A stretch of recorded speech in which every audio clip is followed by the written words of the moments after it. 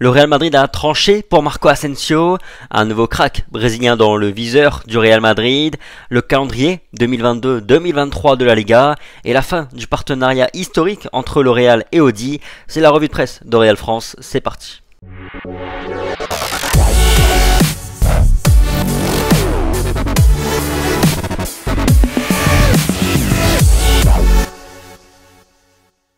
On attaque notre revue de presse par les unes des quotidiens Marca et AS. Du côté de Marca, cette année, on va s'amuser, on va se divertir, titre le quotidien Marca, avec le calendrier complet 2022-2023 sur sa une. Un championnat qui va démarrer le 12 août et qui va se terminer le 4 juin. Il y aura du football le jour du réveillon, c'est-à-dire le 31 décembre. Il n'y aura pas de football, en tout cas pas de Liga, entre le 10 novembre et le 30 décembre en raison de la Coupe du Monde, bien entendu. Et puis les Classicos, 16 octobre, 19 mars. Du côté de AS, Mateus, un œuf pour le futur. Le quotidien espagnol nous informe qu'il est la nouvelle cible du Real Madrid. Après Vinicius, après Rodrigo, après Valverde, pour ne citer que, il est dans le viseur de Rúni Khalifa. On commence donc par cette information du quotidien AS qui nous indique donc que le Real Madrid continue de prospecter ardemment pour recruter les jeunes cracks de demain. Là, on apprend que Mateus, jeune attaquant de Botafogo au Brésil, serait le nouveau joueur suivi par la Maison Blanche. Il est décrit comme un numéro 9 moderne, grand, mince, avec un bon niveau technique, une bonne mobilité sur le terrain et une bonne capacité de liaison entre lui et le reste de l'équipe. Un profil finalement plus proche de celui de Karim Benzema par rapport à Luka Jovic et Mariano Diaz. C'est finalement peut-être ce dont a besoin effectivement le Real Madrid. En tout cas, selon Transfermarkt, il est évalué aujourd'hui à 7 millions d'euros. Mais attention, Botafogo a inséré une clause libératoire à 50 millions d'euros l'année dernière quand il a signé son premier contrat professionnel. En tout cas, pour l'heure, l'idée du Real, ce serait de le recruter et de le faire jouer au Castilla avec Raúl, selon AS, et après à suivre. Autre information mercato qui concerne Marco Asensio, qui est toujours assez flou sur son avenir et ses intentions. Mais en tout cas, selon Mario Gortegana, le journaliste de Marca, qui est quand même relativement fiable sur le Real Madrid, il nous dit que le Real Madrid, lui, s'est positionné sur le cas de l'Espagnol. Il ne fait plus partie des plans pour la saison prochaine du Real Madrid. C'est ce qu'il a indiqué dans le podcast Cuatro Amigos. Il a précisé que le club ne lui proposera en tout cas pas de contrat amélioré pour prolonger son contrat avec le Real Madrid. Une forme d'incitation à partir.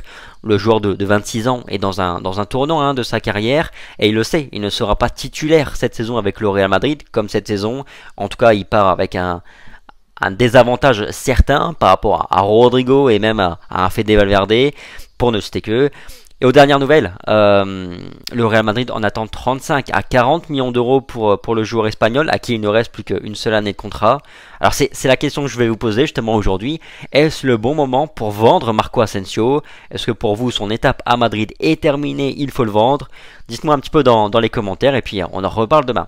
Par ailleurs, hier je vous sondais au sujet de Takefusa Kubo et de son avenir, et vous êtes encore nombreux, très nombreux même, à croire en son potentiel. Il faut quand même admettre que ses 3 premières saisons en Espagne n'ont pas été concluantes. Sa première saison a été véritablement intéressante avec Mallorca. La deuxième, avec Villarreal, il a montré des bonnes choses, mais pas suffisamment. Derrière, le club l'a prêté à Getafe, dans le Getafe de Bordalas. Voilà, pour le coup, on était quand même sur un non-sens complet. Et puis pour conclure sur sa 3e saison, bon, il a eu des soucis aussi physiques au niveau du ménisque sur toute la première partie de saison.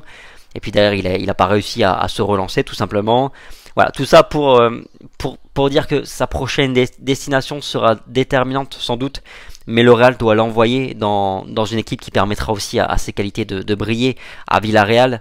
Dans une équipe joueuse, il a montré quand même des choses, c'était vraiment pas inintéressant. Avec le Real Madrid aussi, souvenez-vous d'il y a 3 ans, durant la pré-saison, il était comme un poisson dans l'eau, c'était quand même assez impressionnant. Le Real doit garder un œil sur Takefusa Kubo, doit garder la main dessus à mon avis. C'est un joueur qui vient seulement de fêter ses 21 ans et c'est vraiment dommage finalement cette histoire de place extra-communautaire, parce que je serais très curieux de voir ce que ça pourrait donner dans un effectif comme celui du Real Madrid pour jouer un petit peu par-ci par-là.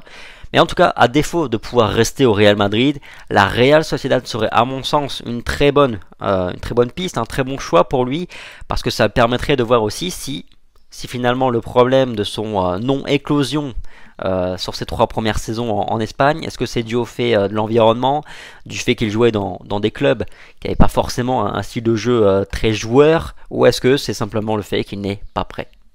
À part ça, le Real Madrid connaît son calendrier 2022-2023 en Liga. Ça démarrera le week-end du 14 août avec le déplacement à Almeria. Ça commencera même pour le Real par 3 matchs à l'extérieur. Sans doute une petite requête de la part du club par rapport aux travaux du Bernabéu.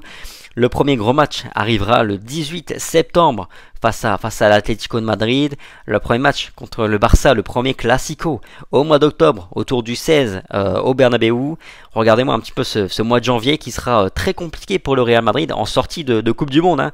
Face à Villarreal à l'extérieur, Valence à domicile, l'Athletic Club à l'extérieur et puis la Real Sociedad, ce sera au Bernabéu. Il y a une petite erreur ici sur le graphique.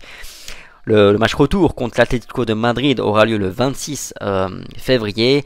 Le retour contre le Barça au Camp Nou cette fois-ci, ce sera le week-end du 19 mars. Et puis également la fin de saison du Real Madrid sera difficile. Il faudra sans doute tenter de prendre un petit peu cette distance avant pour aller chercher cette 36e. Parce que sur les 6 derniers matchs de championnat, le Real va jouer la Real Sociedad, Valence, Séville et terminera par l'Athletic Club. Pour conclure, entre le Real Madrid et Audi, c'est terminé. Information du quotidien Marca qui nous dit que après 19 années de collaboration, la marque allemande et le club espagnol n'ont pas trouvé d'entente pour poursuivre leur collaboration. D'un côté, on avait le Real qui souhaite tirer le contrat vers le haut, notamment en se projetant sur le nouveau Bernabéu. Et puis de l'autre côté, on avait la marque allemande Audi qui souhaite moins investir dans le football, qui veut plutôt se concentrer sur le Bayern Munich. Pas de panique pour autant pour le Real Madrid puisque le remplaçant a déjà été tout trouvé. BMW, le Real Madrid ne va pas descendre en gamme. L'accord sera annoncé lundi selon le média espagnol. On ne connaît pas encore les détails de ce contrat. Mais le Real Madrid assurément ne sera pas perdant sur le plan économique. C'est même au-delà d'un simple contrat de sponsoring, précise le quotidien Marca. À partir de cette saison, les joueurs du Real Madrid iront donc à l'entraînement en BMW. C'est pas si mal. Voilà, c'est tout pour la revue de presse du jour de Real France. Merci pour votre fidélité, le petit like, le petit partage, le petit commentaire. Répondez à notre question du jour. Marco Asensio doit-il quitter le Real Madrid? Est-ce le bon moment pour le Real de le vendre? Sur ce, passez une bonne journée. Prenez soin de vous comme toujours et puis on se dit à demain. Allez, ciao.